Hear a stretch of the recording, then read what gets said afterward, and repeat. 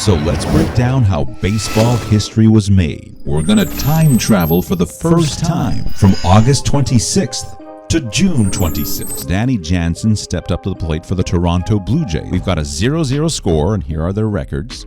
And Jansen faced just one pitch, going 0 for 1. Then the rain came, and the game was suspended. Now here's where it gets interesting. Because that game was suspended during their last game of the series, they could only resume it during their next visit. Hence the first possibility, August 26th. So because Jansen is now traded to Boston, combined with the new implemented rule during the 2020 pandemic season that preserves all suspended games, we set the stage for an unprecedented situation.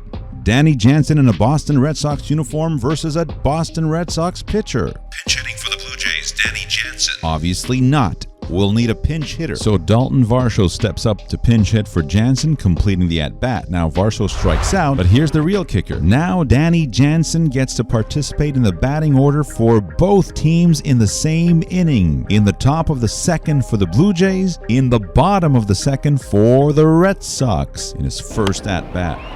Lines out, but later gets a hit against his former team, finishing 1 for 4 as well. The Blue Jays end up winning the game, but not before no team could score in the first 6 innings, as if it was a challenge to play a game in the past. This victory, combined with the second win in that doubleheader, puts the Blue Jays 1 game back behind their arch rivals, the Tampa Bay Rays. Now there's something to work on, trying to avoid a last place finish, and all of a sudden there is hope to bring back their record to 500. Overtaking the Tampa Bay Rays would be a moral victory and provide something really to build on for next year. So despite not adding a win to their winning streak, effectively, the team still won 6 games in a row. And there's one thing you can't take away. Momentum. Now, regarding the possibility of this happening again, it's certainly rare, but not impossible. We've seen situations in the last century. Back in 1922, Max Flack and Cliff Heathcote were traded between games of a doubleheader. Both appeared for their new teams in the second game. And then there's Joel Youngblood, who achieved an incredible feat in August of 1982. He started the day playing for the New York Mets at Wrigley Field in Chicago, where he got a hit, then left the game early as he was traded to the Montreal Expos, and he managed to get another hit as a pinch hitter in the 7th inning for his new team, the Expos, that same evening in Philadelphia.